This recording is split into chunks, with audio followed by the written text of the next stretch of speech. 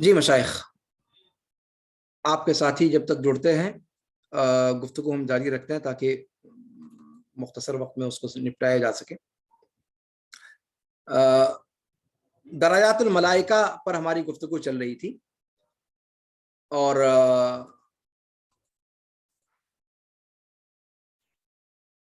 اس پر جو ہے ہماری گفتگو جاری تھی۔ جی میں یہ کہہ رہا تھا کہ تین افضل فرشتے ہیں سب سے، جبریل، میکائیل اور اسرافیل علیہم الصلاۃ والتسلیم۔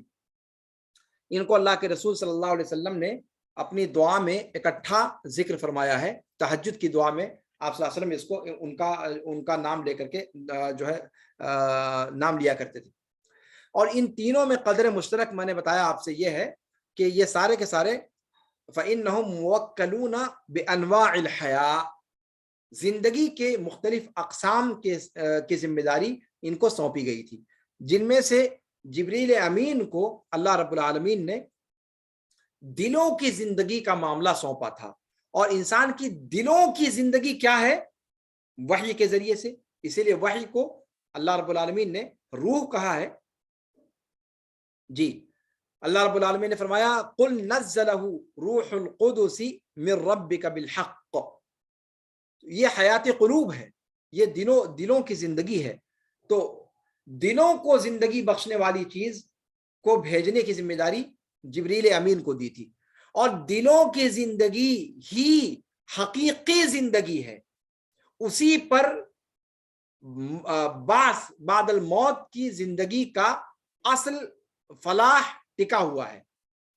اس اعتبار سے آپ سمجھ سکتے ہیں کہ جبریل امین کیوں فرشتوں کے سردار کہے جاتے ہیں۔ جی اچھا، اس کے بعد آئیے میکائیل علیہ وآلہ نبینا صلاۃ والتسلیم۔ ان کا جو معاملہ ہے، ان کو اللہ کے رسول اللہ رب العالمین نے انسان کی جسمانی زندگی کی ضروریات کی تکمیل کے لیے ذمہ داری سونپی ہوئی ہے۔ جبریل کو انسان کے دلوں کی حیات سے متعلق معاملات سونپے گئے ہیں، اور وہ کیا ہے؟ وحی الہی، جس میں انسان کے لیے روح ہے، انسان کی زندگی ہے، انسان کے لیے نور ہے، انسان کے لیے ہدایت ہے، اور عبدالآباد کی زندگی جس پر ڈیپینڈ کرتی ہے۔ میکائیل کو اللہ رب العالمین نے وہ ذمہ داریاں دیں جو انسان کے جسم کے حوالے سے ضروری ہیں۔ اب وہ چیزیں بارش کی شکل میں ہوں، یا نباتات کی شکل میں ہوں، یا ہواؤں کے چلانے کی شکل میں ہوں، یعنی ایسی چیزیں جو انسان کی روزی روٹی کے حوالے سے ہیں، ان ساری چیزوں کی ذمہ داریاں اللہ رب العالمین نے میکائیل علیہ الصلوۃ والسلام کو سونپی ہے، جن چیزوں کا تعلق انسان کی جسمانی پرورش و پرداخت سے ہے۔ تو انسان کی جسمانی نشو و نما سے متعلق جو چیزیں ہیں، ان کی ذمہ داری میکائیل علیہ الصلوۃ والسلام کو اللہ رب العالمین نے سونپی ہے۔ اب آئیے اسرافیل علیہ السلام۔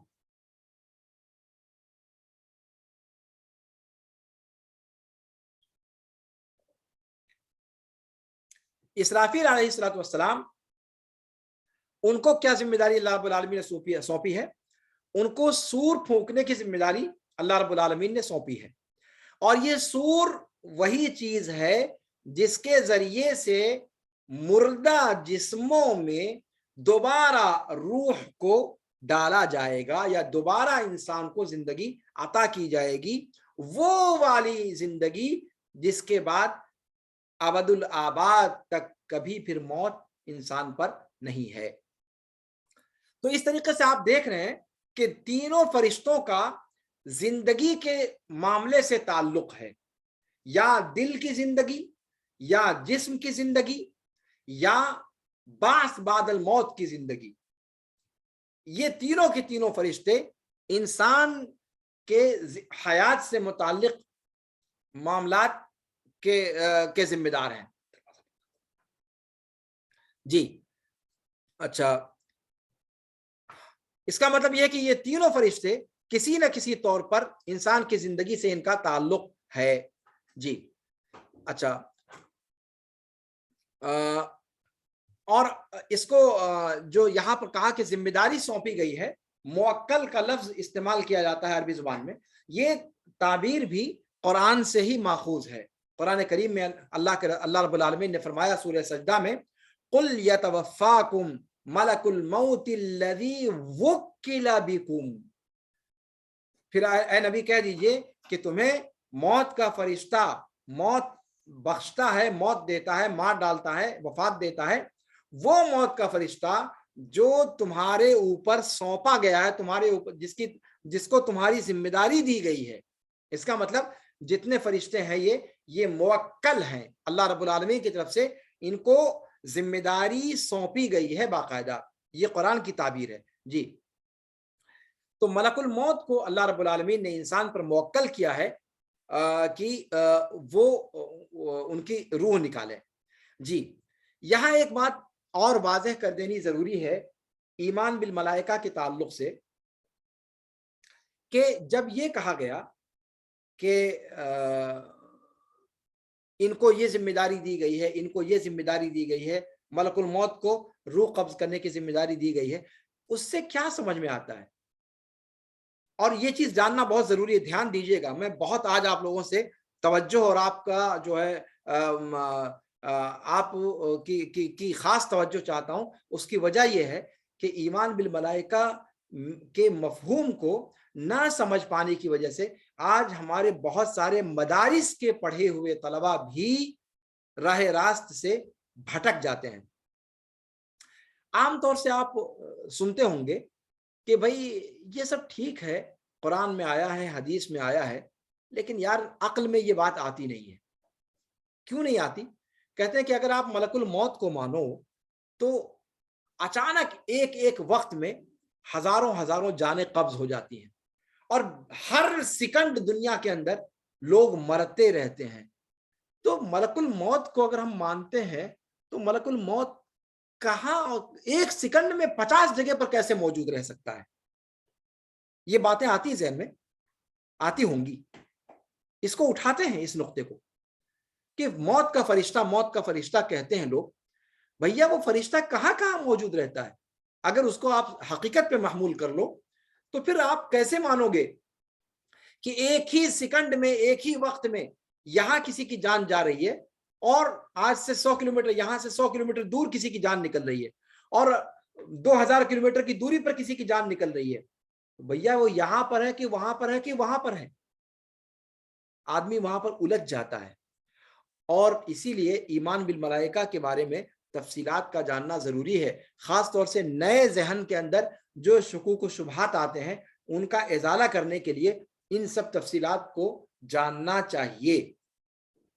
یہ جن فرشتوں کا ذکر آیا ہے یہ اپنی اپنی کیٹیگری میں ذمہ دار لوگ ہیں، یہ اپنے اپنے کیٹیگری میں ذمہ دار لوگ ہیں، یعنی یہ نہیں کہ اکیلے وہی ہر جگہ وہ کام انجام دیتے ہیں، بلکہ اس کام وہ ڈیوٹی انجام دینے والے جتنے بھی فرشتے ہیں جو کروڑوں اربوں خربوں کی تعداد میں ہو سکتے ہیں، ان فرشتوں کے سربراہ کا نام یہ ہے۔ واضح مشائخ؟ اس چیز کو ذہن میں اگر آپ رکھیں تو پھر یہ چیز آپ کو جو ہے تعجب خیز نہیں لگے گی۔ کہتے ہیں کہ وَكُلُّ سَيِّدٍ مِّنَ الْمَلَائِكَةِ مَعَهُ كَثِيرٌ مِّنَ الْمَلَائِكَةِ يَأْتَمِرُونَ بِأَمْرِ، ایک ان کے سردار ہیں، ان کے ہیڈ ہیں، اور ان کے تحت اس کیٹیگری میں جتنے فرشتے ہیں باقی جو ان کے کیڈر کے تحت آتے ہیں وہ سارے کے سارے ان کے حکم کی تعمیل کرتے ہیں۔ جو اصل رئیس ہیں، جو ذمہ دار ہیں، ان کے حکم کی تعمیل کرتے ہیں، جس چیز سے روکتے ہیں اس سے رک جاتے ہیں، جس چیز کو کہتے ہیں کرنے کے لیے اس کو کرتے ہیں جی۔ تو اس چیز کو ذہن میں رکھنا ضروری ہے۔ یہاں پر ایک اہم پوائنٹ تھا جس کو میں سمجھتا تھا کہ ذکر کیا جائے۔ اچھا، اس کو کیسے کہہ رہے ہیں؟ کیا یہ بات ویسے ہی کہی جا رہی ہے؟ نہیں، قرآن کریم کے اندر اللہ رب العالمین نے اس کو ذکر فرما دیا ہے۔ اللہ رب العالمین نے قرآن کریم کے اندر ذکر کیا کہ ملک الموت کے ساتھ ساتھ ڈھیر سارے ان کے ہرکارے ہیں جو ان کا تعاون کرتے ہیں۔ اللہ رب العالمین نے فرمایا حَتَّى إِذَا جَاءَ أَحَدَكُمُ الْمَوْتُ توفتہ رسولنا، یہ رسول کی جمع यहाँ पर रसूल से मुराद फरिश्ते हैं, और रसूल जमा का सेगा है, जिससे वाज़ेह तौर पर यह बात समझ में आती है कि वफात देने वाला कोई एक फरिश्ता नहीं है, बल्कि फरिश्तों की एक जमात है।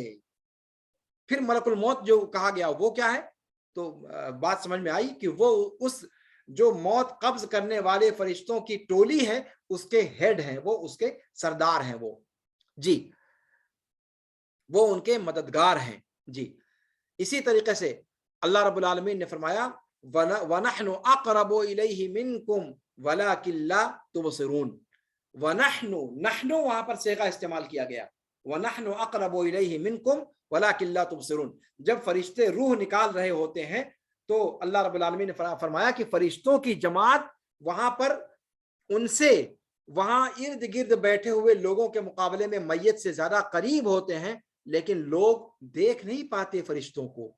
यहाँ वनहनु अक़रबु इलैहि मिनकुम में अल्लाह रब्बुल आलमीन की जात मुराद नहीं है, बल्कि वो फरिश्ते मुराद हैं जो रूह कब्ज करने के लिए अल्लाह रब्बुल आलमीन ने मुवक्कल कर रखे हैं इंसान पर जी, जैसा कि मुफस्सिरीन ने इस चीज को वाज़ेह तौर पर बयान किया है। अच्छा, इसी तरीके से अल्लाह रब्बुल आलमीन ने जिन फरिश्तों को हवा चलाने पर मुसख्खर किया है वो मीकाईल अलैहिस्सलातु वस्सलाम के आवान हैं, मददगार हैं, उनके लश्करी हैं। अल्लाह रब्बुल आलमीन ने उनको उनका नाम जिक्र किया है उनकी सिफात के साथ। कुरान में फरमाया वल मुरसलाति उर्फा, वल मुरसलाति, मुरसलात जमा का सेगा, यानी वो फरिश्ते जो हवाओं को चलाते हैं, हवाओं को चलाते हैं। यहाँ पर मुरसलात या नाशर वन नाशरात नशरा फल फारिकात फरका, या फिर कुरान करीम में सूरह साफात में फरमाया वस्साफात सफ़ा।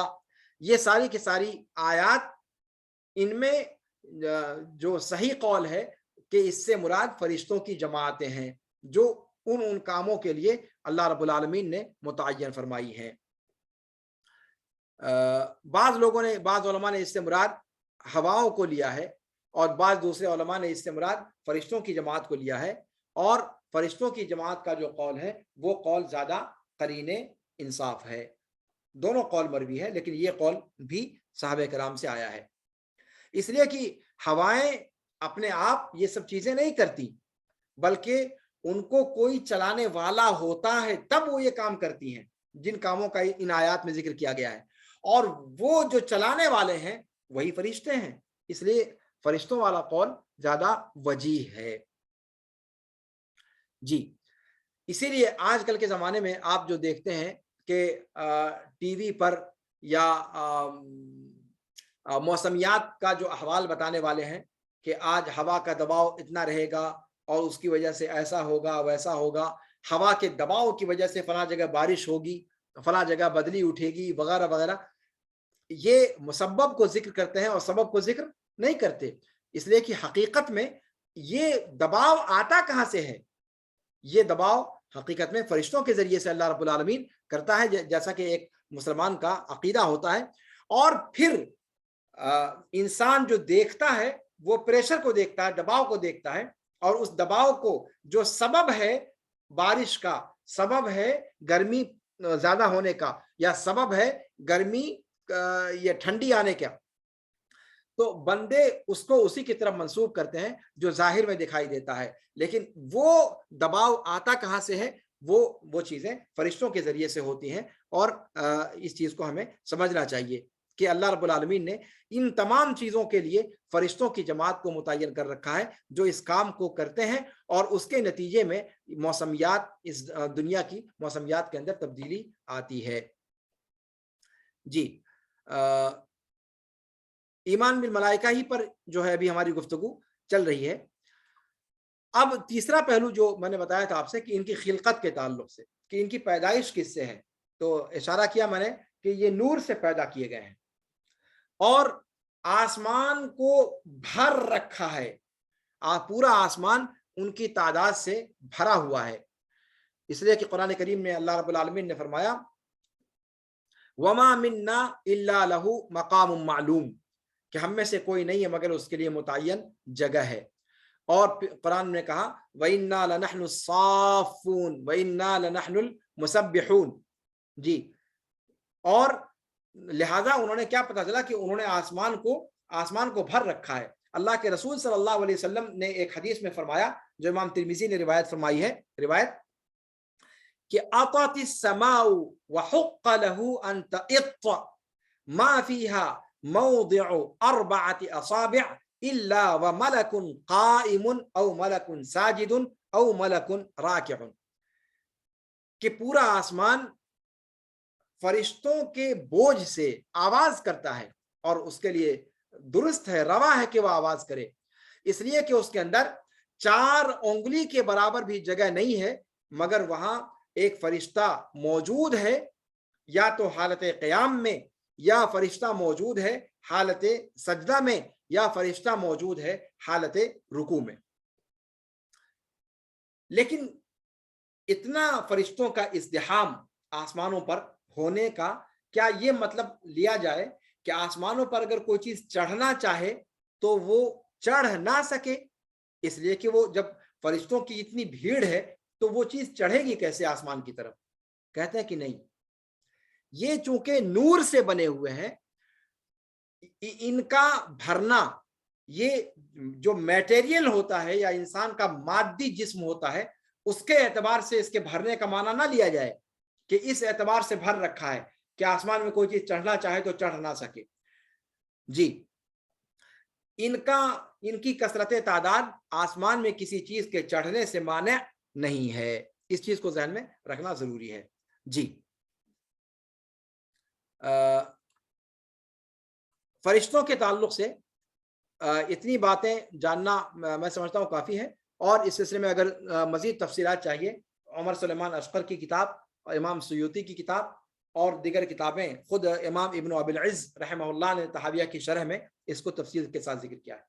اچھا، اب یہاں پر اگلا پہلو کہ ایمان بالملائکہ ایمان کے ارکان میں سے ہے. ایمان کا رکن ہونے کا مطلب کیا ہے؟ ایمان کا رکن ہونے کا مفہوم کیا ہے؟ اس کو جو ہے تھوڑا سا ہم سمجھ لیتے ہیں. ایمان کا رکن ہونے کا معنی یہ ہے کہ جو یہاں پر اگلی شق کا کہ مفہوم رکن الایمان بالملائکہ، ایمان کا رکن ہونے کا مطلب یہ ہے کہ اگر کوئی بندہ ایمان کے ارکان میں سے کسی ایک رکن کا بھی انکار کرتا ہے، یا ایک رکن بھی ایمان کا کسی کے یہاں اگر نہیں پایا گیا، تو پورے کا پورا ایمان ہی اس سے رخصت ہو جائے گا. اس چیز کو ذہن میں رکھیں آپ. ایمان کا رکن ہونے کا مفہوم کیا ہے کہ ایمان کے جتنے ارکان ذکر کیے گئے ہیں 6، ان میں سے اگر کوئی ایک رکن کسی کے یہاں نہیں پایا گیا، مثال کے طور پر ایک مسلمان ہے، وہ ایمان باللہ اور ایمان بالرسل اور ایمان بالکتب رکھتا ہے، ایمان بالقدر نہیں رکھتا، یا ایمان باللہ ایمان بالرسل رکھتا ہے، ایمان بالکتب نہیں رکھتا. یعنی ان رکنوں میں سے کوئی ایک رکن اگر اس کے ہاں نہیں پایا جاتا تو پورے کا پورا ایمان اس سے منفی ہو جائے گا. یہ ہے رکنیت کا معنی. یعنی ایسا نہیں ہو سکتا کہ اس میں سے کوئی ایک رکن اگر نہ پایا جائے تو بقیہ جو پائے جائیں گے اس کے اعتبار سے وہ مومن ہوگا، ناقص ایمان والا ہوگا. ایسا نہیں ہے. یا تو یہ ارکان مکمل کے مکمل پائے جائیں، یا پھر مکمل کے مکمل اس کا انکار ہو جائے گا. ایسا نہیں ہو سکتا کہ چوں چوں کا مربع ہو، بعض پائے جائیں اور بعض نہ پائے جائیں اور ایمان باقی رہے. ایسا ممکن نہیں ہے. بہت گہری بات ہے یہ. اگر آپ لوگ اس کو سمجھنے کی کوشش کریں کہ کتنی دقت کے ساتھ یہ بات علماء اکرام نے اس کی وضاحت کی ہے، اگر اس چیز کی اس کو صحیح سیاق میں ہم سمجھیں تو شاید ہم اپنی زندگی میں ان ارکان میں سے کسی رکن کا کبھی مذاق نہ اڑائیں اور نہ ہی غیر شعوری طور پر اس کا استہزاء ہماری زبانوں پر آئے. جی، اور ان تمام ارکان میں یہ چیز تو بتائی جا چکی ہے کہ اجمالی ایمان جو ہے وہ واجب ہے اور تفصیلی ایمان مستحب ہے. البتہ جب تفصیلی ایمان حاصل ہو جائے تو اس پر ایمان لانا واجب ہے. فرشتوں پر ایمان کے تعلق سے کیا کیا چیزیں ہم کو ایمان رکھنی چاہیے؟ سب سے پہلی چیز تو یہ کہ فرشتوں کا وجود ہے. دھیان دیجیے گا، فرشتوں کا وجود ہے۔ اگر کوئی کہتا ہے کہ فرشتوں کا جو ذکر آیا ہے قرآن کے اندر، اس سے مراد کوئی اور چیز ہے، یعنی فرشتوں سے مراد یہ نورانی مخلوق کہ اللہ نے جن کو پیدا کیا، جن کی اللہ رب العالمین نے جسامت بیان کی، جن کا بتایا کہ ان کا حدود اربع ایسا ایسا ہے، جبریل امین کو اللہ کے رسول صلی اللہ علیہ وسلم نے 2 بار حقیقی شکل میں دیکھا وغیرہ وغیرہ، یہ کوئی مستقل مخلوق نہیں ہے، بلکہ ملائکہ کا جو ذکر کیا گیا ہے یہ تخیلاتی چیز ہے، یہ تخیلاتی چیز ہے۔ گویا ملائکہ کے وجود کا انکار کیا، ایسا بندہ ایمان میں داخل باقی نہیں رہے گا۔ لہذا آپ تصور کریں کہ جن لوگوں نے عقلانیت کے زام میں آ کر فرشتوں کے وجود کا انکار کر دیا اور اس کی ایسی تعویل کرنے کی کوشش کی کہ وہ کوئی تخیلاتی چیز ہے اور اس سے یہ مراد ہے اور وہ مراد ہے، انہوں نے حقیقت میں ملائکہ کے وجود کا انکار کیا، اور یہ چیز انسان کے ایمان پر خطرہ ہے اور اسلام سے اس کو ایمان کے دائرے سے اس کو نکال دینے والی ہے۔ اسی طریقے سے فرشتوں کے بارے میں یہ ایمان رکھنا کہ وہ اللہ کے بندے ہیں، اللہ کی بیٹیاں نہیں، اور نہ ہی اللہ رب العالمین کے بیٹے، بلکہ کیا ہیں؟ اللہ رب العالمین کے بندے ہیں، اور بندے ہیں جب تو وہ خود عبادت کرتے ہیں، ان کی عبادت کی جانی یہ درست نہیں ہے۔ اتنا ایمان ہر بندے سے اس کا تقاضا ہے کہ وہ اس پر ایمان رکھے، اگر اس پر ایمان نہیں رکھتا تو پھر وہ جو ہے وہ مومن نہیں ہے، چاہے پڑھا لکھا ہو چاہے جاہل ہو، اتنا ایمان ہر ایک سے اس کا تقاضا ہے، اور ہر ایک کو اس کی جانکاری ہونی ہی چاہیے، یہ مبادیات میں سے ہے۔ جی، اور تفصیلی کے اندر جب آپ آئیے گا تو اس کا مطلب یہ ہے کہ جیسے ایک آدمی قرآن جو نہیں پڑھتا، اس کو نہیں معلوم کہ جبریل کون ہے، تو پوچھتا ہے کہ جبریل کون ہے، تو جب قرآن پڑھ لیا، قرآن کے اندر جبریل کا پتہ چل گیا کہ جبریل فرشتے کا نام ہے، اور یہ وہ فرشتہ ہے جو سارے فرشتوں کے سردار ہیں اور جو انبیاء کرام کے پاس وحی لے کر آیا کرتے تھے، تو جتنی معلومات جبریل کے بارے میں ہوگی، تفصیلی معلومات، ان معلومات پر ایمان رکھنا اس کا واجب ہو جائے گا۔ ایسے ہی جن فرشتوں کے بارے میں اس کو تفصیل معلوم ہوتی جائے گی، ویسے ویسے ان پر ایمان لانا اور اس تفصیل پر ایمان رکھنا اس کے لیے واجب ہوتا چلا جائے گا۔ ان میں سے کسی ایک کا انکار سارے فرشتوں کا انکار ہوگا اور پھر وہ چیز درست نہیں ہوگی۔ اسی لیے میکائیل کا انکار، اسرافیل کا انکار، ملک الموت کا انکار، یہ ساری کی ساری چیزیں، ان میں سے کسی کے درمیان کوئی تفریق اگر کرتا ہے یا کسی کو مانتا کسی کا انکار کرتا ہے تو پھر وہ مومن نہیں بچے گا۔ جی، جیسے جیسے شریعت کے نصوص اس کو معلوم ہوتے جائیں، ویسے ویسے اس کا ایمان تفصیلی بڑھتا جائے گا، اس کے وجوب کا دائرہ بڑھتا چلا جائے گا۔ جی، اب اس کے بعد آئیے اگلا جو ہمارا وہ ہے کہ ایمان میں کمی اور زیادتی فرشتوں پر ایمان کے ذریعے سے ہوتی ہے۔ ایمان بالملائکہ سے انسان کے ایمان میں کیسے کمی اور زیادتی ہوتی ہے، اس کے کئی پہلو ہیں۔ ایمان بالملائکہ انسان کا جیسے جیسے بڑھتا جائے گا تفصیل کے اعتبار سے، ویسے ویسے اس کے ایمان میں بڑھوتری ہوتی چلی جائے گی۔ ٹھیک ہے مشائخ، اس چیز کو آپ ذہن میں رکھیں، کیسے، اس کی بات تفصیل سے تھوڑی سی میں اشارہ اس کی طرف کر دیتا ہوں۔ پہلی بات تو یہ کہ اس کا تعلق براہ راست توحید سے ہے، اور اس کے بعد پھر اس سلوک اور عمل پر اس کا اثر پڑتا ہے، انسان کے عمل پر، اور پھر ارکان ایمان پر اس کا تعلق جڑتا ہے۔ پہلی بات یہ کہ توحید اور علم سے اس کا تعلق کیسے ہے کہ انسان جب فرشتوں کے بارے میں جانتا ہے کہ وہ اللہ کے مقرب بندے ہیں، بل عباد مکرمون قرآن نے کہا، یا قرآن نے کہا کہ لا یعصون اللہ ما امرہم ویفعلون ما یؤمرون، اس طرح کی جو صفات ان کے بارے میں قرآن کریم کے اندر آئی ہیں یا اللہ کے رسول صلی اللہ علیہ وسلم کی احادیث میں، تو اس سے سمجھ میں آتا ہے کہ یہ فرشتے جو ہیں وہ اللہ کے بندوں میں سے ایک بندے ہیں، اور وہ اللہ رب العالمین کی بیٹیاں نہیں ہیں، جیسا کہ بعض مشرکین نے بنا لیا تھا. اور اسی لیے جب اللہ رب العالمین ان سے قیامت کے دن پوچھے گا فرشتوں سے کہ کیا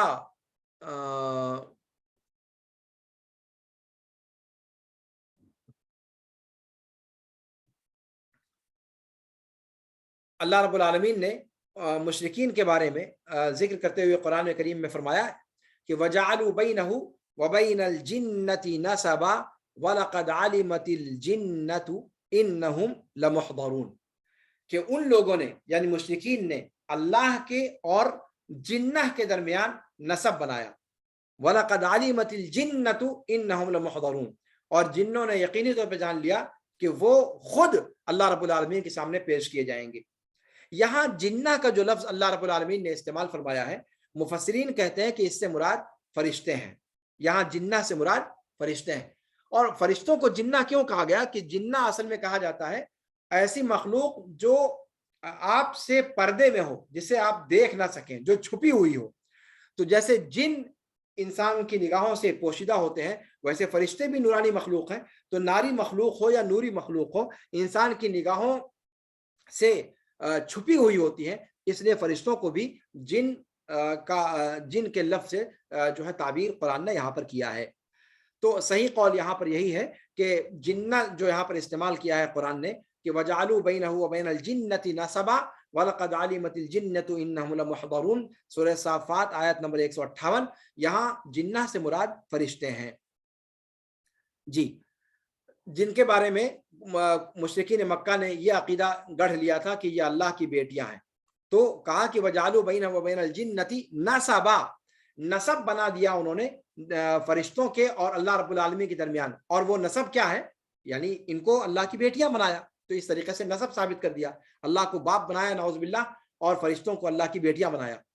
جی, جیسا کہ قرآن کریم نے دوسری جگہ پر فرمایا کہ وَجَعَلُوا الْمَلَائِكَةَ الَّذِينَ هُمْ عِبَادُ الرَّحْمَنِ إِنَاثًا أَشَهِدُوا خَلْقَهُمْ سَتُكْتَبُ شَهَادَتُهُمْ وَيُسْأَلُونَ. یا فرمایا وَإِذَا بُشِّرَ أَحَدُهُمْ بِالْأُنثَىٰ ظَلَّ وَجْهُهُ مُسْوَدًّا وَهُوَ كَظِيمٌ. اس کے بعد والی آیات کو سامنے رکھ کر کے آپ اس میں دیکھیں. تو یہاں پر جو ہے اللہ رب العالمین نے فرشتوں کے بارے میں بتایا کہ یہ جو ہے وہ اللہ رب العالمین کی مخلوق ہے, اللہ رب العالمین کے ساتھ عبادت میں شریک نہیں ہے. جن لوگوں نے فرشتوں کو اللہ کی عبادت میں شریک کیا وہ لوگ جو ہے وہ مشرکین میں سے شمار کیے گئے. اس کا مطلب ایمان بالملائکہ انسان کا جب صحیح ہوگا تو وہ کامل درجے میں توحید کو بجا لائے گا اور فرشتوں کو اللہ کی عبادت میں شریک نہیں کرے گا. جس طرح اوروں کو شریک نہیں کرے گا ویسے فرشتوں کو بھی اللہ کی عبادت میں شریک نہیں کرے گا اور اس کی توحید اللہ کے لیے خالص ہوگی. تو یہ ایمان بالملائکہ کا پہلا ثمرہ ہے کہ انسان کی توحید اس سے مضبوط ہوتی ہے. جی,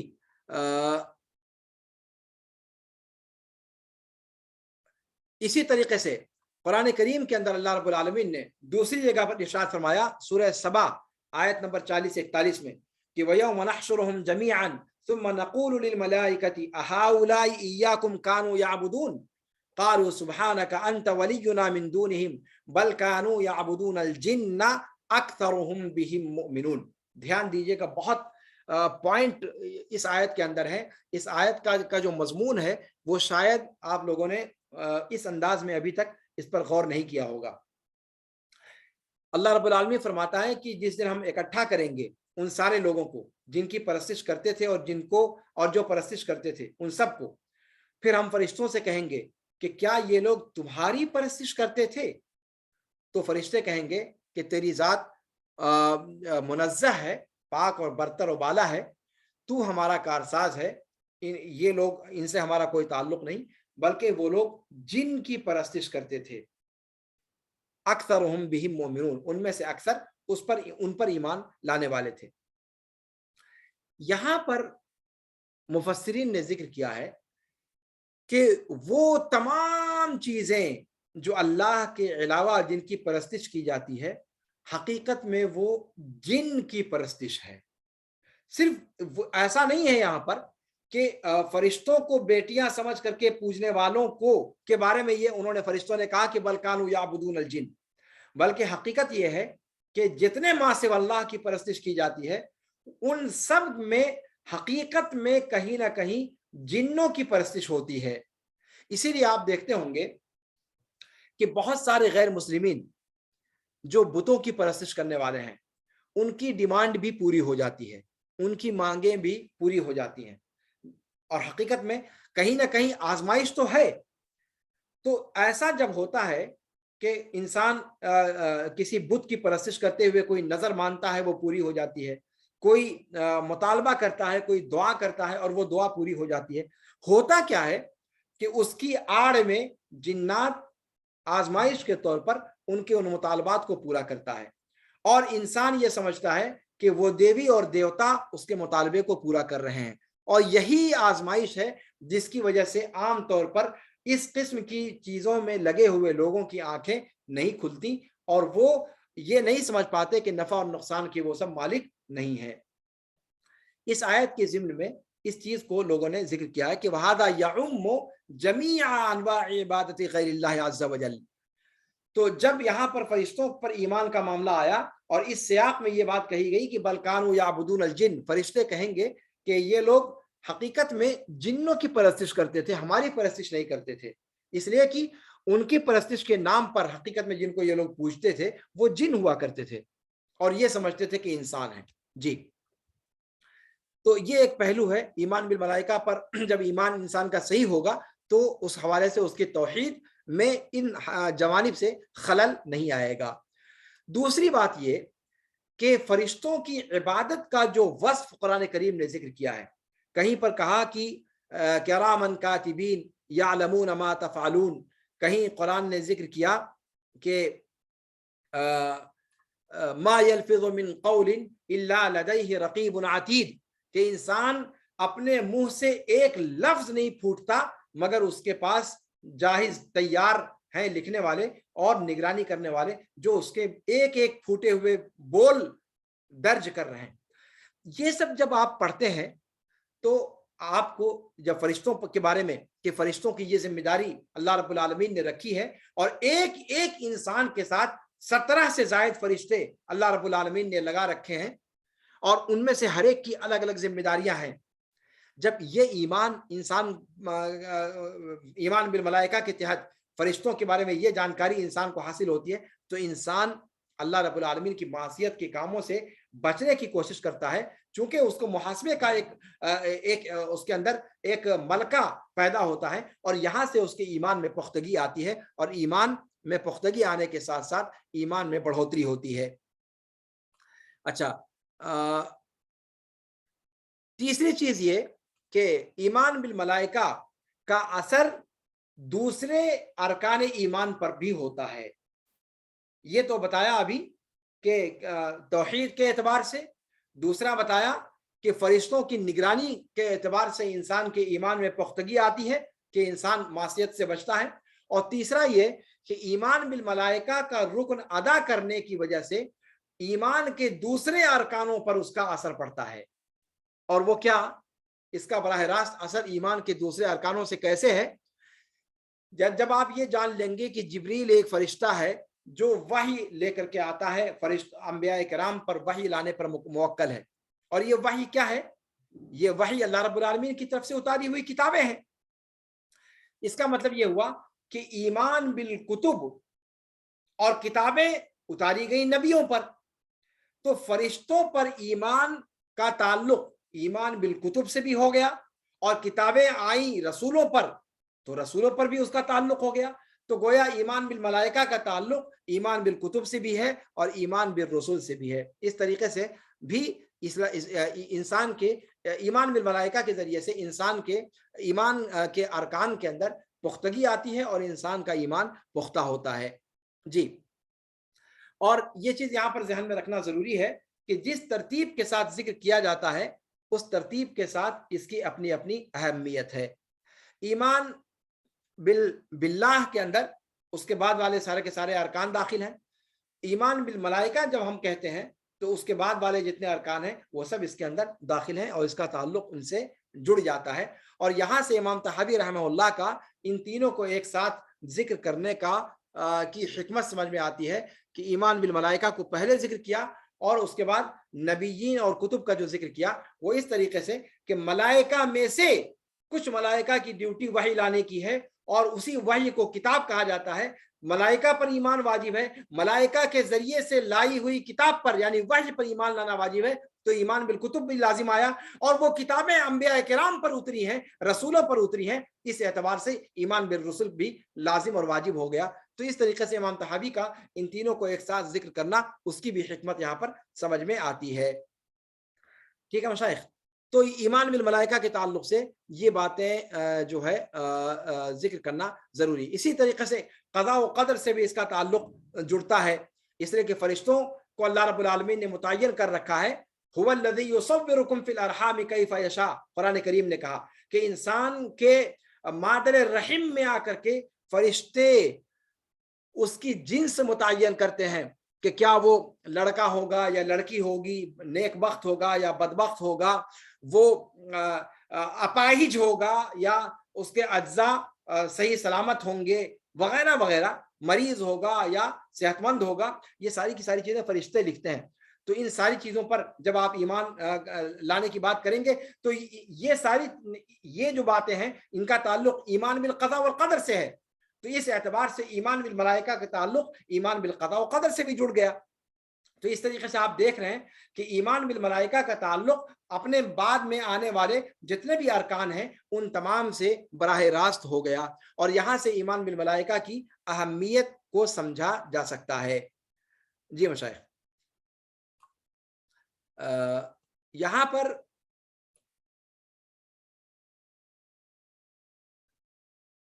ایک چیز یہاں پر یہ بعض علماء نے اٹھائی ہے کہ فرشتوں میں اور نبیوں میں کون افضل ہے, نبی افضل ہیں یا فرشتے افضل ہیں؟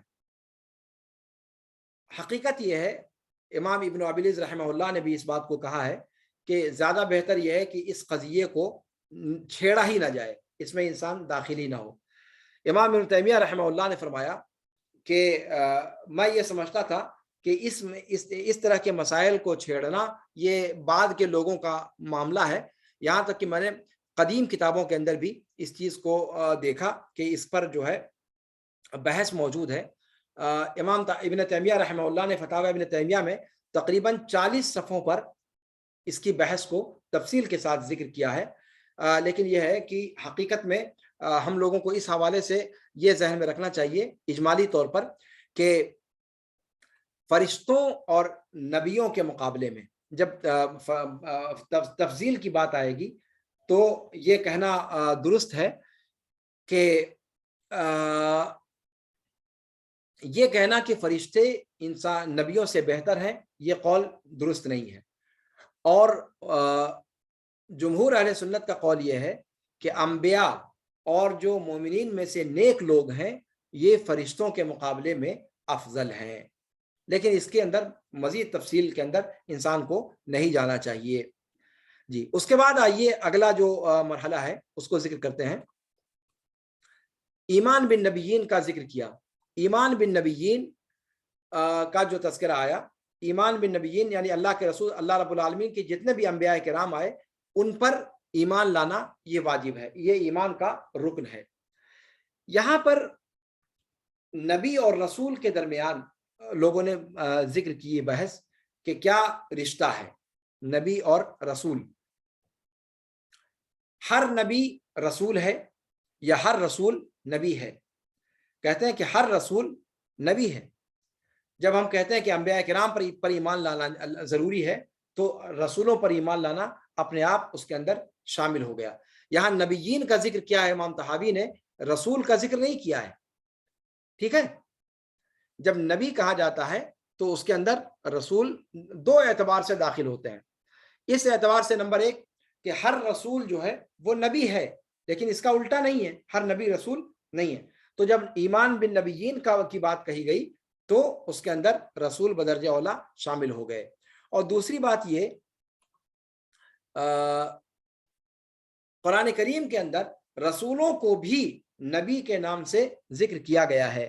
قرآن کریم میں اللہ رب العالمین نے کیا نام ہے محمد صلی اللہ علیہ وسلم کو, ابراہیم علیہ السلام کو, لوط کو, نوح کو, داؤد کو, سلیمان کو, ایوب وغیرہ کو جو ہے ذکر فرمایا ہے اور ان کو سورہ انبیاء کے اندر ذکر کیا گیا ہے. ٹھیک ہے, سورہ انبیاء جس کا نام ہے سورت کا, اس کے اندر اکثر و بیشتر جن لوگوں کو ذکر کیا گیا ہے وہ رسول ہیں. اس کا مطلب یہ ہے کہ رسول نبی کے اندر داخل ہیں. تو اس اعتبار سے نبیین کہنا یہ جو ہے اس رسولوں کو بھی شامل ہے. زوم کی دوسری نشست بھی ختم ہونے کو آئی اور مجھے لگتا ہے کہ اب گفتگو کو طول نہیں دینا چاہیے. جو گفتگو اور باقی رہ گئی ہے ایمان بالنبیین کے تعلق سے, اگلے درس میں انشاءاللہ اس کو مکمل کریں گے. ہذا وصلی اللہ وسلم علی نبینا محمد وعلی آلہ وصحبہ اجمعین, والسلام علیکم ورحمۃ اللہ تعالی وبرکاتہ.